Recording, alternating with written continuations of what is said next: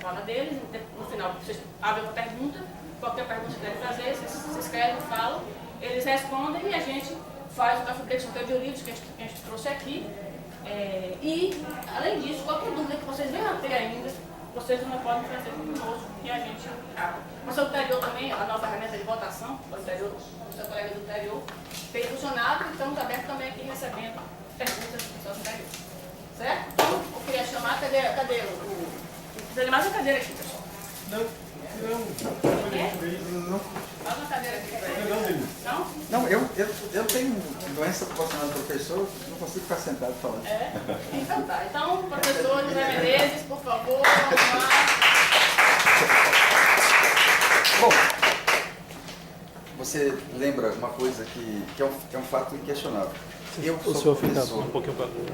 sou professor da Universidade Federal de Alagoas, mas eu sou filho de pobre que consegui entrar na Universidade Federal do Mato Grosso, e eu agradeço a sua existência, e depois fiz mestrado na Federal da Paraíba, e agradeço a existência dela, e depois fiz doutorado na USP, e agradeço também a existência da USP, e depois eu fiz pós-doutorado na UFPE, ou seja, eu sou fruto da existência do serviço público. Porque não é só a previdência que está em questão, a existência do serviço público. Nós temos nesse momento uma sincronia, especialmente a partir da PEC, a emenda 95, que tenta liquidar os direitos dos trabalhadores do setor privado, mas agora dos trabalhadores do setor público.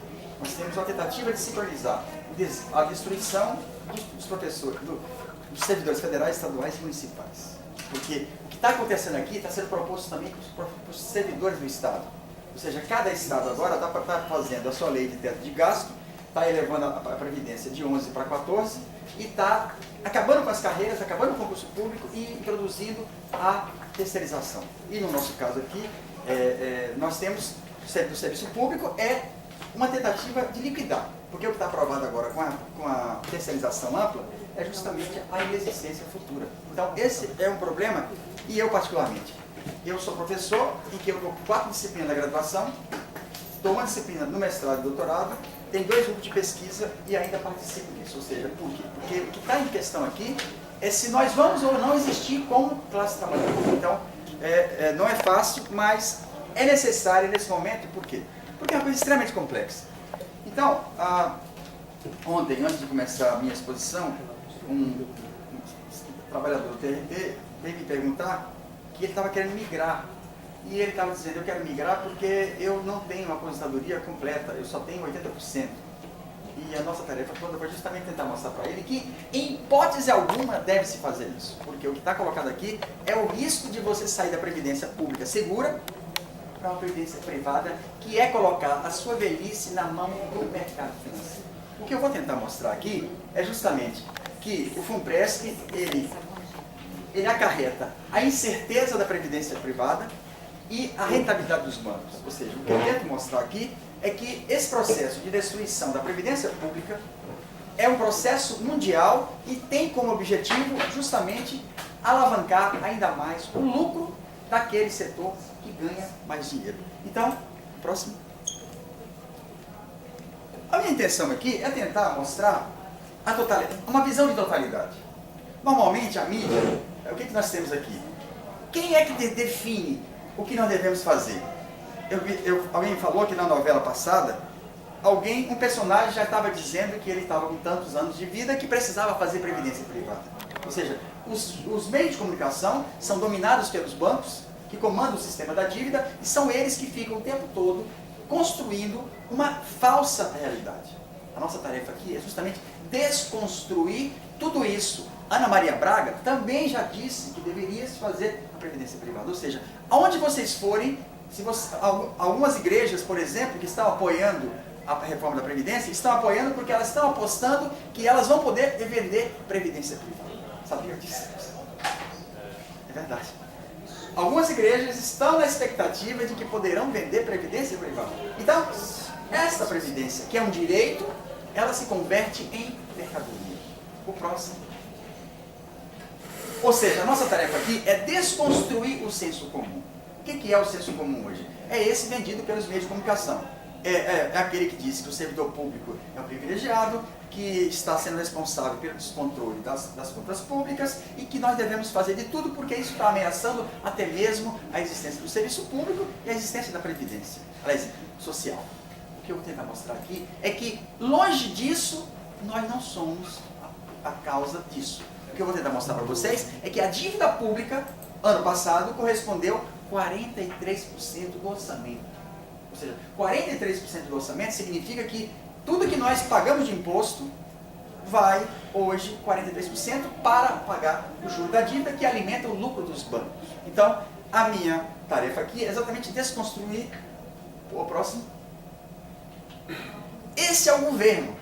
Essa é a caracterização do governo que está interessado em fazer a reforma da Previdência. Ou seja, a ideia, praticamente todos eles ou têm, ou deveriam estar com tornozeleira eletrônica, ou na verdade deveriam estar presos. Vocês podem ter visto que o ministro da Saúde, quando foi aprovada a PEC 55, ele comemorou como se tivesse feito um gol. Da mesma forma, o ministro da Previdência vai comemorar, caso, e eu espero que não, porque nós vamos lutar contra isso. Então, o que nós temos ali são servidores que estão no Estado, que representam o interesse do privado. Ou seja, eles não estão ali preocupados com os nossos direitos, eles estão preocupados em transformar nossos direitos em mercadoria, porque o setor financeiro quer vender isso. Próximo. Isso aqui, alguém se lembra da CAPEM? A CAPEM foi a primeira experiência de previdência privada dos militares e ela se envolveu num escândalo que foi justamente durante a construção do lago de Tucuruí.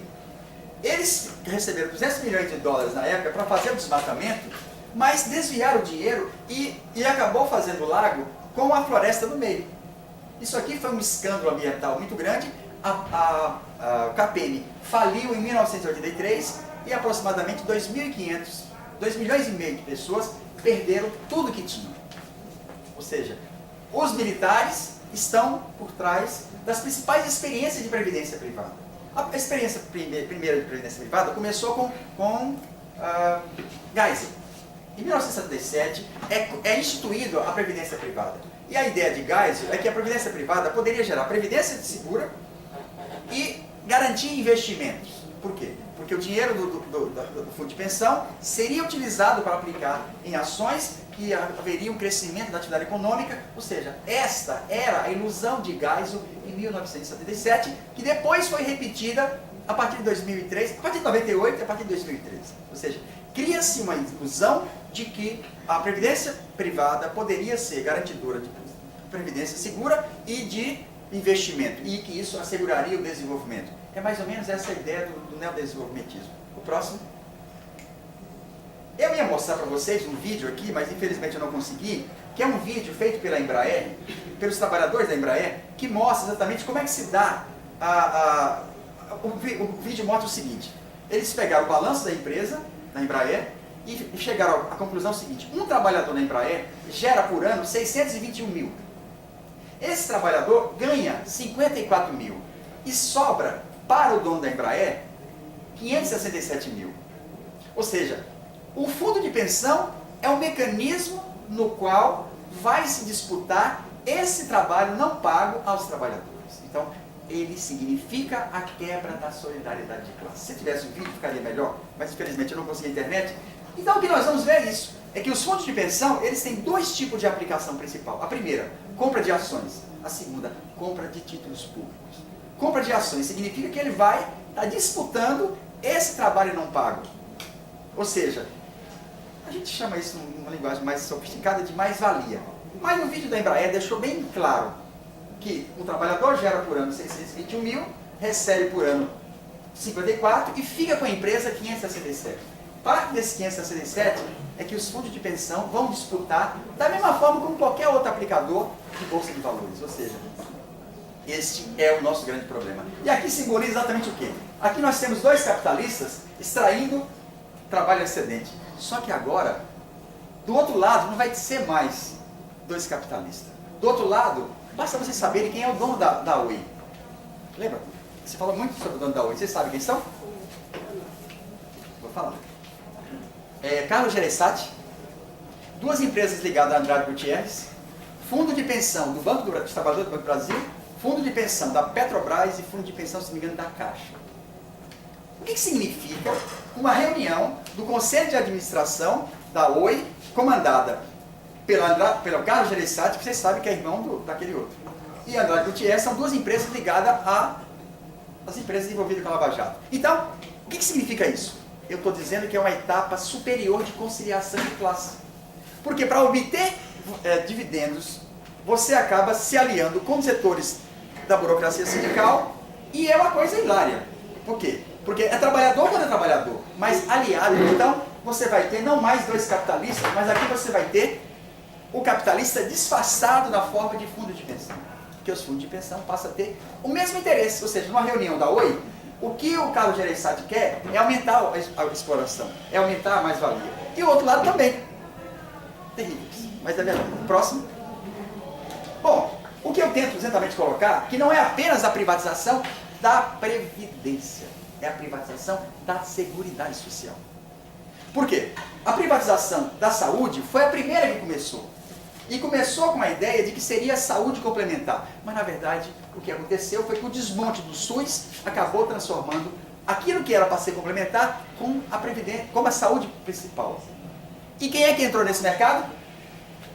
Sul América Saúde, Bradesco Saúde. Os bancos passaram a constituir instituições disfarçadas de plano de saúde que passaram a vender saúde privada. E isso passou a aumentar o lucro dos bancos. Só que agora eles querem também ganhar mais dinheiro, não só cobrando juros altos, pagando salários baixos, modernizando, colocando máquina, porque nós somos trabalhadores, eu sou trabalhador informal do Banco do Brasil. Você nunca pararam para pensar isso. Nós somos trabalhadores informais, porque eu não tenho carteira assinada e eu faço todo o serviço para o banco e não me cobra caro. Então, o que eu estou tentando mostrar aqui é que esse é um processo que está ligado a um fenômeno que vai acontecer nos anos 80, em que tenta transformar a Previdência em algo rentável para o mercado financeiro. Próximo. O fenômeno principal que eu estou falando se deve exatamente isso aqui nos Estados Unidos. Olha só, é um pouquinho complicado, mas é fundamental. Em 1979, olha só, produto interno bruto é o volume de riqueza produzido no país e a expansão da esfera financeira. Percebam que vai acontecendo uma separação progressiva entre a riqueza e a expansão financeira. 1980 é a fase neoliberal. Essa fase neoliberal, ela é o momento em que o Estado vai ser reformulado para que ele possa oferecer não mais direito, mais mercadoria. E aí, o que nós vamos ter? O próximo, e depois eu volto nesse. O próximo. Não, eu perdi a sequência. Pode voltar lá. Então, o fenômeno fundamental aqui é exatamente isso. O gráfico que eu ia mostrar é que nos Estados Unidos houve uma queda da taxa de lucro do capital que estava na indústria. Com a queda da taxa de lucro na indústria, eles procuraram outras formas de ganhar mais dinheiro. Quais foram as formas de ganhar mais dinheiro? Foi oferecer saúde privada, educação privada, previdência privada. Ou seja, o setor capitalista que não reinveste a sua riqueza na própria atividade industrial porque o lucro é menor, ele entra aqui, ó, exatamente aqui, ó. Aqui, esse eu estou falando. A queda da taxa de lucro industrial, ela vai chegar exatamente aqui, que é a fase dos anos 80, que é a fase do neoliberalismo, que é o acesso de Margaret Thatcher, que é o acesso de Reagan, que é o acesso de uma política de reestruturação do Estado. Aqui Bresser Pereira fez a reforma do Estado e foi ele que criou a concepção de empresa estatal não dependente. Então, este é o fenômeno principal. O que está acontecendo na tentativa de transformar serviços públicos, direitos, em mercadoria, é parte da crise capitalista que vem desde aquela época. Ou seja, essa expansão da esfera financeira é por onde os fundos de pensão. Em 74, nos Estados Unidos, começa a previdência privada. E a previdência privada, como é que ela funciona? Você pega o seu dinheiro, repassa para um fundo, o seu patrão repassa para esse fundo e esse dinheiro vai ser remetido para aplicações em duas coisas, como eu falei. Primeiro, em ações. Segundo, em títulos públicos. Então, o que você passa a ter? Você passa a ser um agente que atua no mercado financeiro. Enquanto o mercado financeiro estiver dando lucro, tudo bem. Mas o detalhe é que veio a crise de 2008. E nesse momento, os fundos de pensão perderam simplesmente 4 trilhões de dólares. E aí a pergunta é, e quando as perdas são grandes, o que resta ao trabalhador? você depois vai colocar, eu vou só introduzir, que quando o fundo de pensão perde muito, você vai ter que recompor o montante perdido, e o caso aqui dos trabalhadores do Correio, eles estão tendo que repor 26% do seu salário para que recomponha o que foi perda durante o período. Os trabalhadores da Petrobras, da mesma forma, ou seja, o fundo de pensão é um mecanismo no qual você entra na ciranda financeira e coloca a sua velhice a depender dos rumos da especulação, seja em títulos públicos, seja em ações. O próximo, não, vai ter que voltar, né? Pronto, olha só. A adesão ao Funpresp foi muito pequena. Isso aqui é o primeiro demonstrador de 1915, ou seja, de 2015, aliás. A maior parte não chegou a 7%. Então, como a adesão foi muito pequena, o governo foi e tornou obrigatório. E agora criou um mecanismo que possibilita até, se não me engano, julho desse ano, que você... 28 de julho. 28 de julho, já que você... duas vezes, né? E a tendência é prorrogar mais ainda. Mas isso aqui mostra o quê? Que a resistência é muito grande. E nesse sentido, vários sindicatos tiveram um papel importante. O que eu faço parte, o Antissindicato Nacional, também teve um papel grande. Que é o quê? Que é de esclarecer a armadilha que representa os fundos de pensão. O próximo. Olha só. Isso aqui vai mostrar exatamente o que é o Orçamento Geral da União 2013. Nesse ano, 40% era para pagar a dívida pública. A Previdência Social era 24%. No ano seguinte, o orçamento executado, que era 40% para a dívida, passou para 45%. A Previdência, que era 24%, caiu para 21%.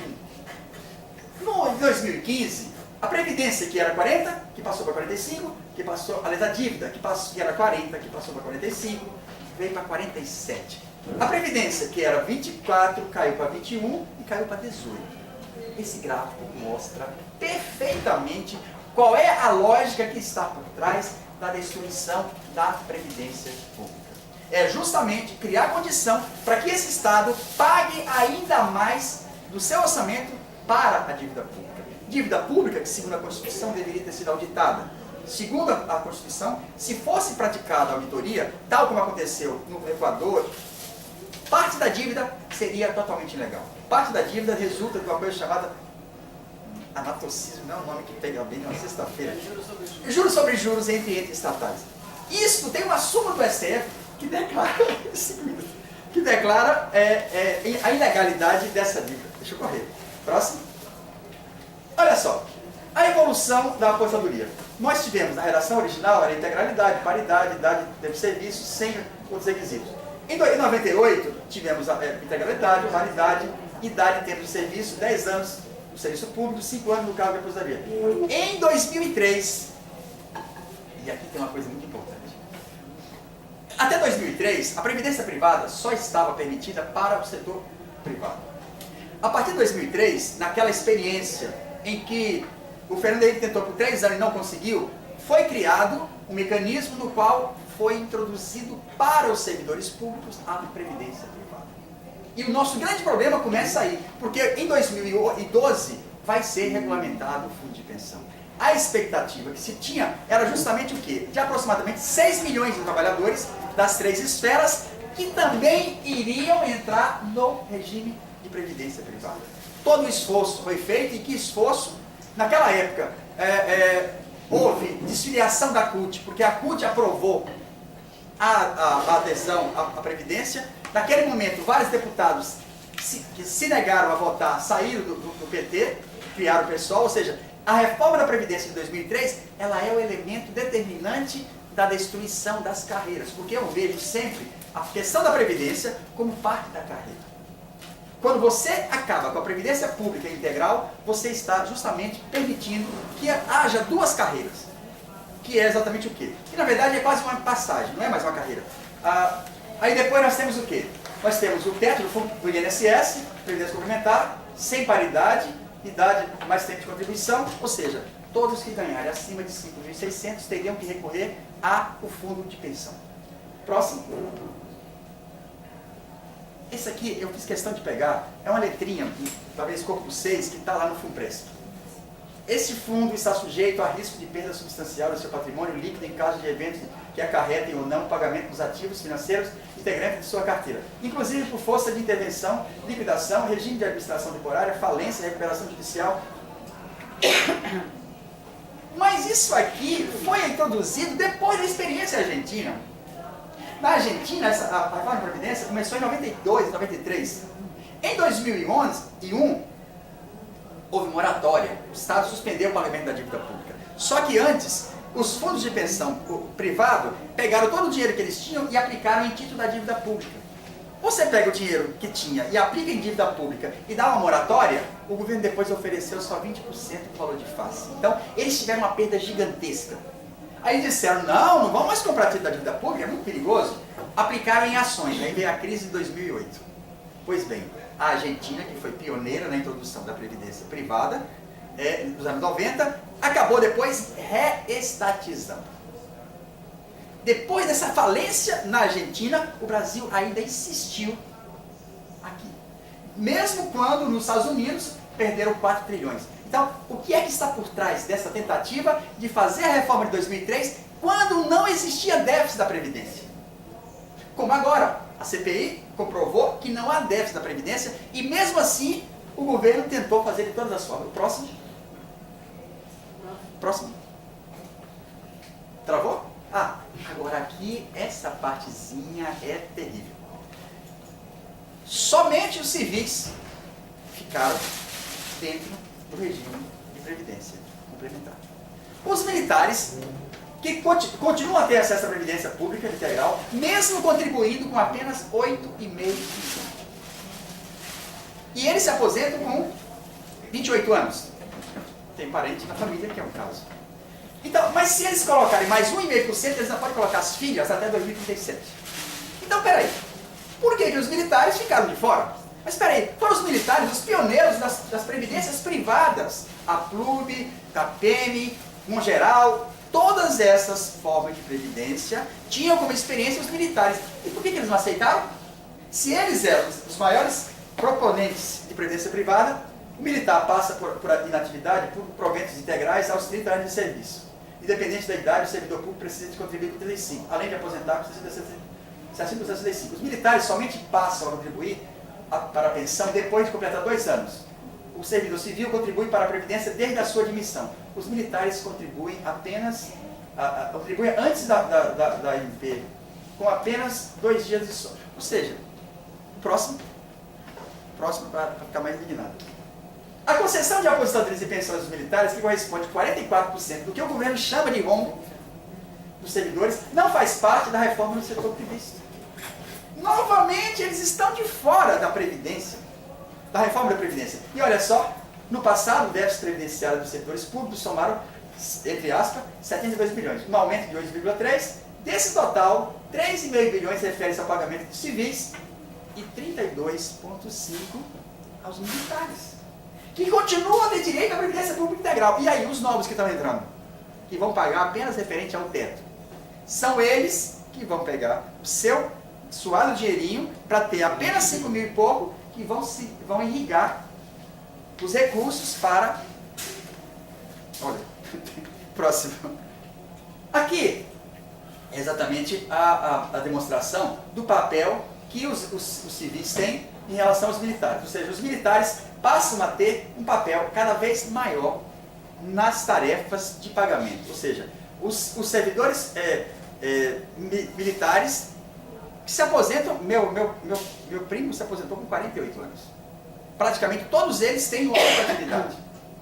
Mesmo assim, eles se aposentam bem antes. Próximo. É o mesmo argumento, mas eu tenho que acelerar. Senão eu cumpro minha meta. Bom, aqui é sobre as formas de financiamento, é para exatamente mostrar que a Seguridade Social não é bancada apenas pela nossa contribuição e do nosso patrão. Ela é também derivada dessas contribuições. O próximo. Aqui, eu já falei. Olha só. Ao mesmo tempo em que se privatizam todos os serviços públicos, é ao mesmo tempo que se aumenta a carga tributária. Mas para que se aumentou a carga tributária? Para pagar mais juros da dívida. Não foi para assegurar nenhum direito nosso, ao contrário. Eu estava sem reajuste durante muito tempo. Então, a carga tributária se eleva apenas a pagar juros da dívida. Próximo. Aqui mostra exatamente o quê? Onde é que se aplica o dinheiro? Vamos pegar o caso da Previ.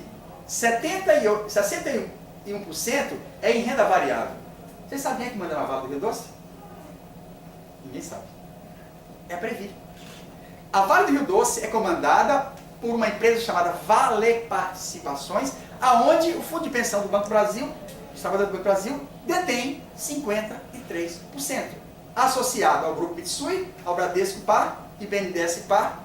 Ou seja, a Vale do Rio Doce é comandada por representantes dos trabalhadores do Banco do Brasil, que vão para lá para quê? Para terceirizar, para reduzir salário, para despreocupar do meio ambiente, que levou ao acidente de Mariana. Por quê? Eles estão preocupados com a maior rentabilidade. Porque quanto maior for a rentabilidade, maior serão os dividendos e mais renda ele terá no futuro. Próximo. Aqui é para desmistificar que os servidores públicos são responsáveis pelo descontrole das contas públicas. Ao contrário, nós temos uma queda progressiva do gasto pessoal em relação à receita corrente líquida e em relação ao PIB. Não somos nós responsáveis por nenhum descontrole, mas a dívida pública. Isso aqui é uma chave para mostrar como é que estão os fundos de pensão. Como eu falei, nós temos hoje muitos fundos de pensão em estado de falência. Agora imagina você, trabalhador do Correio, que de repente está ameaçado do próprio emprego, porque estão privatizando os Correios, e você ainda tem que pagar 26% do seu salário atual para recompor o volume que ele tinha anteriormente. É uma situação terrível. E nesse momento que você está próximo da aposentadoria, é o momento que você vai ter dificuldade de arrumar um emprego, é o momento que você está, de certa forma, mais fragilizado e que você precisa do sistema de assistência. Próximo. Aqui é o que eu acabei de falar. Quem manda na Vale do Rio Doce é a Valepar, que a Valepar é os trabalhadores do Banco do Brasil. O que significa isso? É o fim da solidariedade de classe. São os trabalhadores do Banco do Brasil que estão gerindo a Vale, mas também são os trabalhadores da Vale que estão comprando ações do Banco do Brasil. Então, é a perda da solidariedade entre gerações e entre classes. Eita, acelerando. Aqui mostra também onde é que os fundos aplicam dinheiro. Eles aplicam dinheiro em títulos públicos, 22 bilhões, 226 bilhões, e em ações. São essas duas modalidades principais. Ou seja, eles passam a agir como se fossem capitalistas, mas não são. É o trabalho dele, parte do salário dele, que se converte em fundo de aplicação e que busca explorar para ter no futuro a aposentadoria privada. Próximo.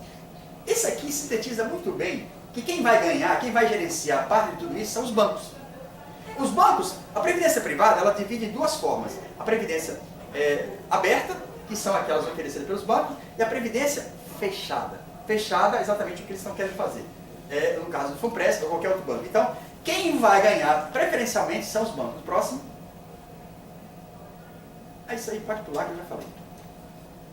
Agora vamos começar a descobrir quem é que ganha com a privatização da Previdência. São aqueles que compram o título da dívida pública. Olha só, beneficiário da dívida pública.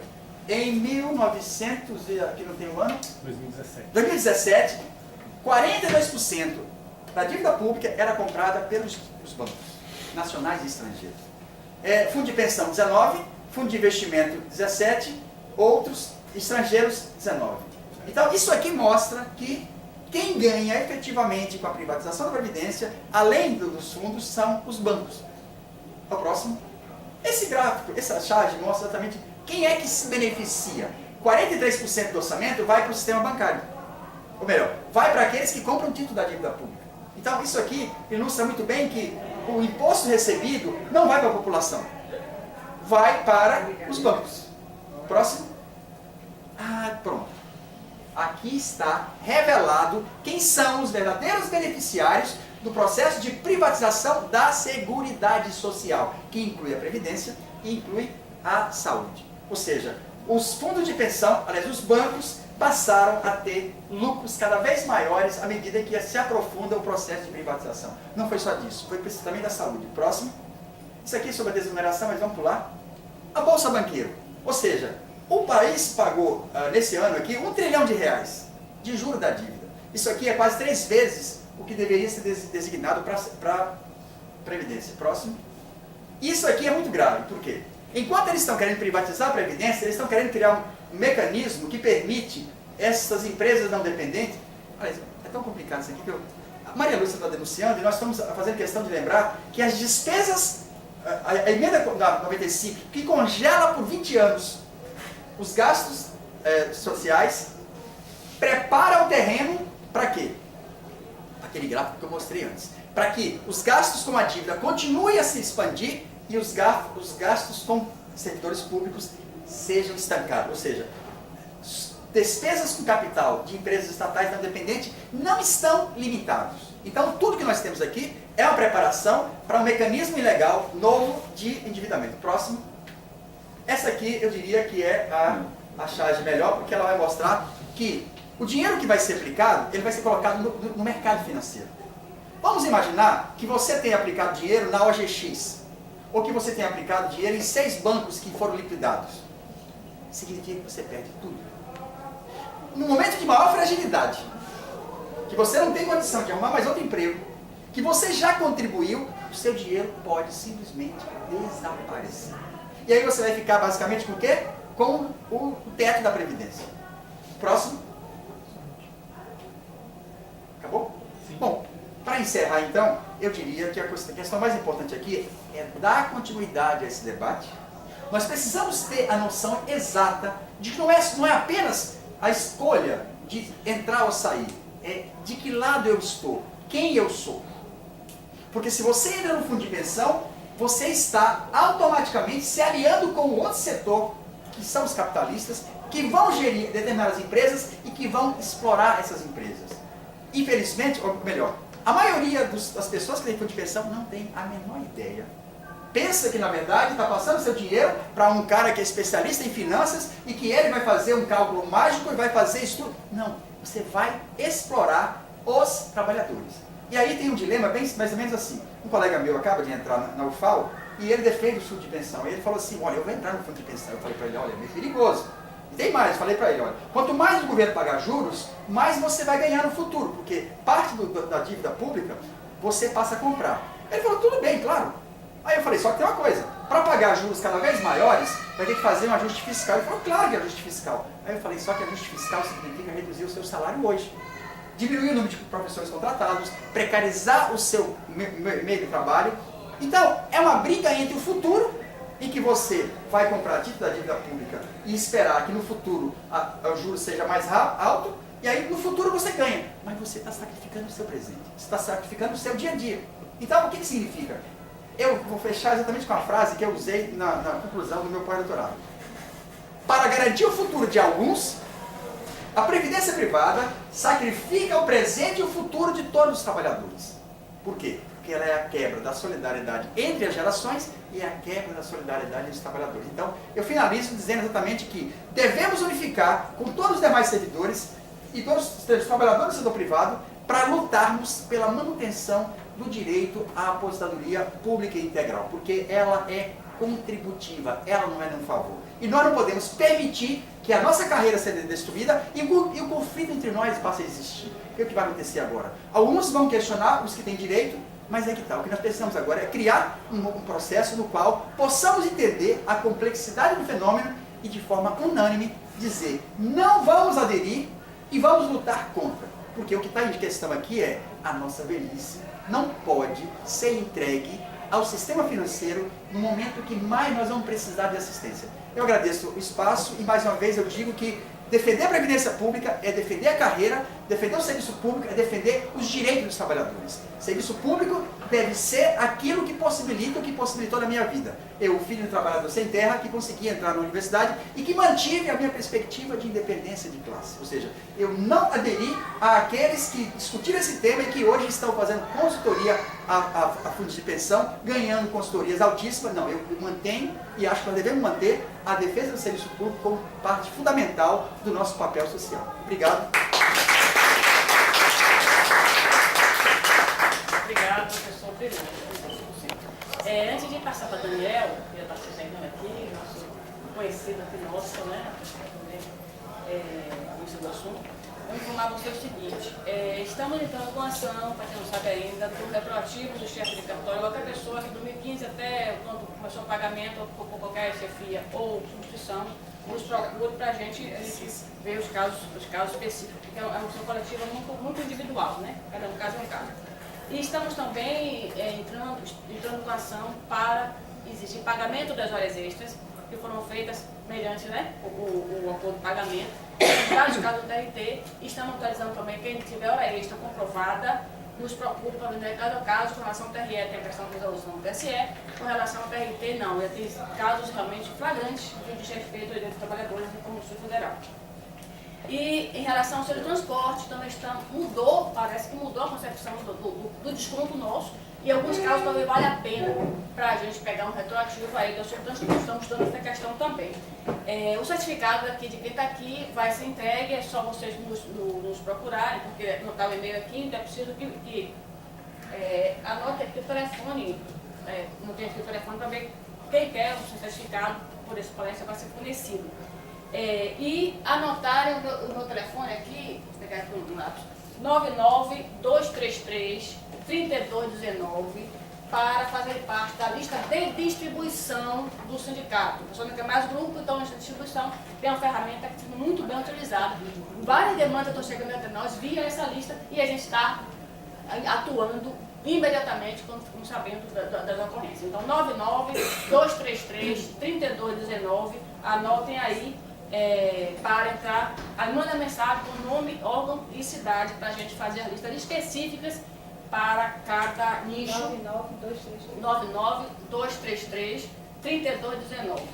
Nós já temos diversas listas por cada órgão, TRE, interior, TRE, capital, o TRE tem 4, que é muito grande, está surtindo muito efeito na nossa atuação, defesa dos servidores, essa lista, que a pessoa nos informa o que está acontecendo, realmente é muito bom.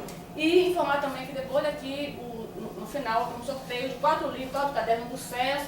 O SES nos cedeu vários livros e estão passeando com vocês, apesar de serem antigos, mas trata muito de análise de conjuntura que se reflete no que estamos vivendo hoje. Com a palavra, o professor Daniel Romero, prazer estar aqui. Gente, bom dia. Bom dia. Prazer rever a parte dos colegas, amigos, para quem não conhece. Para quem eu não conheço também, né? Meu nome é Daniel, sou professor aqui do Instituto Federal da Bahia, o IFBA, e servidor, né, federal também. A gente fez uma dobradinha, eu e Menezes, ele fez essa discussão mais geral, né, do serviço da dívida pública, da questão da financiarização da economia. Vou falar mais propriamente do FUNPRESP, do seu funcionamento e um pouco do papel dos fundos de pensão. Pois não. No final vai abrir para perguntas? Sim, no final nós teremos uma rodada de... Eu queria só lhe dar um patamar do que é que está acontecendo no TRE. Posso? Pois não. Os colegas muitos estão aqui pelo seguinte, está tendo uma avalanche no TRT em relação ao FUNPRESP, de várias categorias de servidores. Os servidores antes de 2003, que tem a integralidade, a paridade, os servidores de 2003, né, a 2013, né, e os servidores de 2013 diante que já não tem mais margem porque eles são obrigados a entrar no FUNPRESP. O que está espantando aqui no TRE é o seguinte, no TRT está tendo pedidos e pedidos e pedidos de cálculo ao setor de pagamento, inclusive de magistrados. Teve uma reunião essa semana com o diretor-geral do TRT, né? E algumas comissões, e não sei se a presidente do TRT participou também. Magistrados estão pedindo por conta de um tal de um benefício especial que a FUNPRESP oferece. Então, servidor anterior a 2003, pensando em migrar para o FUNPRESP, se assim for vantajoso. No TRT, também, os servidores nessa faixa intermediária 2003-2013, sem saber o que vão fazer. Então, eu acho que tem uma dúvida muito grande dos servidores. É claro que a gente já captou a mensagem de Menezes, da questão, né, muito maior, que seria, né, que eu acredito, particularmente acredito, que é de você lutar como categoria para a manutenção dos direitos dos servidores, né, que é o enfoque dele. Mas eu queria que você tirasse essa dúvida, porque eu sei que tem muitas cabeças aqui que já estão se concentrando nessa questão, principalmente as pessoas de 2013 a 2013. Viu? Obrigado. Exato. Não, esse é o nosso papel. Nossa dobradinha era justamente nesse sentido. A gente vai abordar diretamente o FUNPRESP nessa parte. Eu queria fazer rapidamente, só para ter uma noção, né, do perfil de vocês aí na carreira, né? Então, como foi falado aqui, né, e também a partir disso daí, nós temos pelo menos 3 grandes reformas da Previdência no Brasil, né? Uma que se dá com o governo Fernando Henrique, em 98. Então, quem que ingressou no Serviço Público Federal antes de 98? Umas 5 pessoas aproximadamente. Depois, uma segunda reforma da Previdência, se dá com o governo Lula, né, assim que ele entra, né, em 2003. O governo Fernando Henrique fez uma reforma da Previdência que tentou mudar a Previdência dos servidores federais, acabou não conseguindo. O Lula, no primeiro ano, fez uma reforma da Previdência que abordava justamente os servidores federais, né, servidores públicos de modo geral, né. Então, quem que é desse intervalo, né, de 98 a 2003? 3 pessoas. E depois, né, uma terceira reforma da Previdência, já com o governo Dilma, em que, né, a FUNPRESP se inicia com a reforma que o Lula fez em 2003, mas ele é de fato instituído na reforma que a Dilma faz em 2013, né, ou seja, a lei é de 2012, mas o FUNPRESP é instituído em 2013. Quem que é dessa faixa, né, que é de 2003 a 2013? Está bem dividido aqui. E de 2013 para frente, né? Ou seja, quem é o pessoal que já pegou o FUNPRESP já em funcionamento? Não tem ninguém aqui. Mas tem no setor, né? Tem no tribunal. Né? Pergunta. Inclusive é obrigatório agora, né? Não é obrigatório por causa daquela mudança legislativa. Ele não é obrigado automático a ficar no FUNPRESP, mas é obrigado a se filiar e pode até desistir. Mas é obrigado a ficar submetido ao teto do regime geral. Isso é que é o grande problema. Não é nem tanto o FUNPRESP. A pessoa hoje, que entra depois daquela data, ela fica obrigada a limitado ao teto do regime geral. Exatamente. Eu também sou servidor federal. Né? Não sei o que vocês vão fazer com a apostadoria de vocês, mas eu entrei em 2006. Né? Eu não vou migrar, em hipótese nenhuma. Hipótese nenhuma. Né? Vou aqui apresentar algumas dessas razões. Né? Pode passar.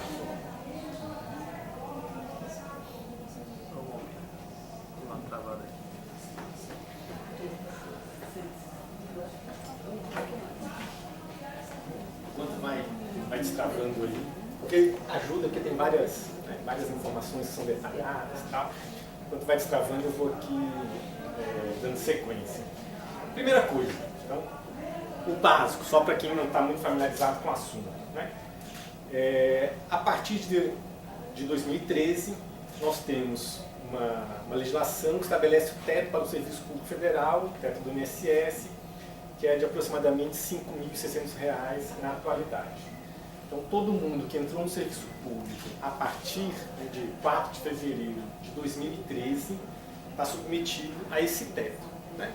E os anteriores, conforme for também no seu ano de entrada, né, vai receber a integralidade ou a média dos 80% dos seus últimos salários. Do judiciário é 13/10, porque tem o executivo, né? O executivo é em fevereiro. Então, mas o judiciário é 13/10. 13/10 de 2013? De 2013. Ah, bom, isso é uma data importante. A partir disso, se constitui então o FUNPRESP e basicamente em termos oficiais, né, o que é o FUNPRESP? Aquilo que o indivíduo recebe acima do seu teto na ativa não vai ser mais tributado, não vai ser mais descontado para a Previdência Social, então ele teria que, em princípio, ir atrás de um fundo de previdência complementar. O FUNPRESP foi criado para viabilizar essa situação.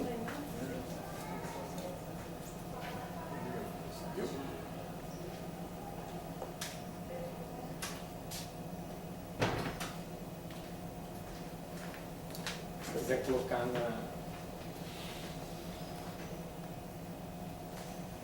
grande. Então, aqui para Para o Executivo é essa data, né, 4 de fevereiro de 2013. Para o Judiciário é quando você vai? 13/10. Importante isso. A migração, né? Já teve uma primeira fase, baixíssima adesão. No primeiro momento, inclusive, os servidores que eram recém-contratados, né, recém-empossados, não eram vinculados automaticamente ao FUNPRESP, então a adesão era ainda menor. O governo começou a fazer um vínculo automático e ele tem até 90 dias para manifestar que não tem interesse. Para os que já estão, né, na ativa, que já estão no serviço público, não existe nenhum vínculo automático, né? Então, na verdade, a pessoa tem que manifestar o interesse de entrar, né? Diferente do que acontece. E o prazo é esse, 28 de julho de 2018. Né? Eu vou aqui, evidentemente, tratar uma série de informações. Vocês conferem aí depois se essas informações batem com aquilo que está sendo apresentado pelo próprio fundo. Então, o site é esse aqui, funprespjud.com.br, porque nós temos, na verdade, 3 FUNPRESPs, né? O do Judiciário, o do Executivo e o do Legislativo. Do Judiciário é uma gestão específica. Pode passar, por favor. O que é o salário participação? É o que você recebe acima do teto. Então, toda a parte acima de R$ 5.600. Isso vai ser considerado como a parte que vai ser descontada para o FUNPRESP. Um desconto que varia de 7,5% a 8,5%. Né? E esse desconto tem a paridade do governo. Então, para cada R$1 que você deposita no FUNPRESP, o governo paga R$1 também. Né? Na verdade, são 3 faixas, né? 7,5%, 8% e 8,5%. Tem uma pergunta já básica. Né? Como é que a Previdência Social, que o governo afirma que não consegue se manter, e recolhe 11% do servidor, e um sistema que recolhe menos do que 11% vai se manter? É uma dúvida, pode ser uma dúvida ingênua, né, aparentemente, né, mas é uma dúvida que é bastante significativa. Além disso, um dado que é fundamental ter se levado em conta é que, da onde que vai, como é que vai ser distribuído esse dinheiro? Então, o FUNPRESP funciona como se fosse uma conta corrente, um título de capitalização. 70% de tudo que vai ser arrecadado, né, pela contribuição do patrocinador, que é o governo, e a contribuição do servidor, 70% vai para a conta individual do servidor. Os outros, né, quase 30%, vão ser distribuídos aí entre o fundo de cobertura de benefícios extraordinários, uma taxa de carregamento, depois tem lá umas sobrinhas que são coisas específicas lá da manutenção do fundo. Esses valores aqui, né, fundo de cobertura de benefícios extraordinários, que representa aproximadamente 20% dos seus descontos, eu vou tratar um pouco mais para frente sobre ele, eles são destinados para sobrevida, invalidez permanente, pensão por morte. Pode passar, por favor. Quem migrar para um regime de previdência complementar, ele vai receber 3 fontes quando se aposentar. Então, vai ter uma primeira fonte, que é a sua aposentadoria, que é paga pelo INSS, né, até o teto, que é de aproximadamente 5.600 nos valores de hoje, desse ano. Vai receber aquilo que o governo tem chamado de benefício, o FUNPRESP tem chamado de benefício especial. Então, isso não vale para os servidores que já entraram depois de 2013. Isso é só para a turma que entrou no serviço público antes de 2013. Os servidores depois de 2013 é só isso e isso aqui, certo? O que é esse benefício especial? Vai ser pago pelo INSS. É equivalente a 80% da média das suas últimas contribuições. É um cálculo que aí, evidentemente, né, para cada caso, né, não vamos entrar aqui, não sou consultor financeiro, né, não vou prestar isso, né? É um cálculo que vai ser, evidentemente, individualizado, mas vai depender, né, do valor do seu salário, do seu tempo de contribuição na carreira, no curso, etc. Mas esse benefício especial, ele é proporcional, né, a 80% dos seus últimos salários. Ou seja, já é a reforma da Previdência. Então, mesmo aquele que conseguiu a integralidade, né, que está antes de 2003, se fizer a migração, né, já vai ter esse seu benefício especial computado através, né, dessa redução. Mas não tem limite não, esse benefício Não, do benefício especial é um valor que ele vai ser calculado, não tem teto. Não tem teto, mas ele vai ser calculado a partir de uma lógica que é semelhante ao que está sendo proposto para a Previdência, a reforma da Previdência da atualidade, se eventualmente em algum momento ela passar. Essas medidas são antecipação da reforma da Previdência. Ou seja, quem fizer a migração vai realizar a reforma da Previdência que o Michel Temer não conseguiu fazer. Além do benefício especial, nós temos então o benefício complementar, que é aquele pago pela própria FUNPRESP. Então, qual que é o valor exatamente de cada um deles? Isso é uma incógnita. Então, vamos conseguir compreender como é que a situação funciona. Sigamos. Então, eu vou me dedicar ao benefício complementar, certo? Então, tanto o primeiro quanto o segundo são pagos pelo INSS. E o terceiro é pago pelo FUNPRESP. Podemos seguir, por favor. Travou de novo? Não. Como é que esse benefício complementar ele é calculado? Então, primeira coisa, tem que ser levado em consideração aquilo que eu falei lá no começo. Quando o desconto daqui que está acima do teto é feito para o FUNPRESP, que é o que se chama de salário de participação, na prática, só 70% vai para a sua conta. Então já tem uma redução aí de 30% daquilo que seria considerado para a sua aposentadoria. Quando você... E isso vai ser guardado. Guardado não, né? Isso vai entrar na sua conta, depois a gente vai falar um pouco mais sobre isso, e vai ser utilizado para investimentos no mercado financeiro. Aquilo que o Menezes acabou de falar, ações e títulos da dívida pública, ações de empresas e títulos da dívida pública. Quando você se aposentar, a maior parte dos fundos privados que se faz em bancos e tudo mais, você pode sacar de uma vez só. No FUNPRESP não. Você tem que retirar esse saldo acumulado mensalmente. E uma vez que você se aposenta, também uma informação que não é muito divulgada, tem 2,5% desse benefício que vai ser recolhido todos os meses, descontado todos os meses, para supostamente a manutenção do FUNPRESP. E aí o FUNPRESP não faz a seguinte pergunta para nós: qual é o dia, o mês e o ano que você vai morrer? Perguntei para a Denise, ela não sabia. Vocês sabem? Uma tabela, né? Exatamente. Uma tabela lá. Então, quando a gente pensa, olha, eu não posso... viver mais que isso, é mais ainda... Eu não posso sacar